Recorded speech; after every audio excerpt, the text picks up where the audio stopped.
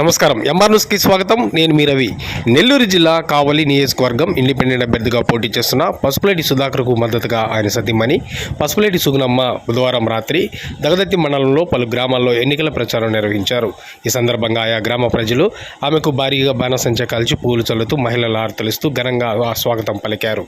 ఈ సందర్భంగా పసుపులేటి సుగుణమ్మ ఇంటింటికి తిరిగి ప్రతి ఒక్కరూ గాజు గ్లాస్ గుర్తు మీద ఓటు వేసి పసుపులేటి సుధాకర్ లాంటి మంచి వ్యక్తిని ఎన్నుకుంటే కావలి అభివృద్ధి చెందుతుందని అన్నారు. అదే కాకుండా ఎలాంటి రాజకీయం లేకుండానే ఎన్నో సేవా కార్యక్రమాలు చేశామని, ఇప్పుడు ఎన్నికలలో గెలిచి గారి ఎమ్మెల్యేగా ఉంటే వారు ప్రవేశపెట్టిన మేనిఫెస్టోతో పాటు ఇంకా ఎన్నో సేవా కార్యక్రమాలు చేసుకుంటామని ఆమె ఓటర్లను అభ్యర్థించారు. ఈ కార్యక్రమంలో పలువురు నాయకులు తదితరులు పాల్గొన్నారు.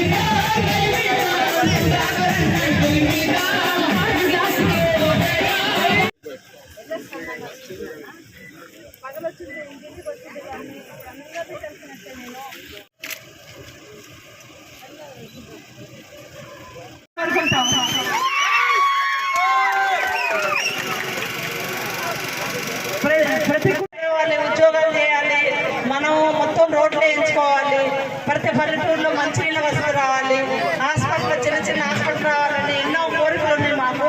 అవన్నీ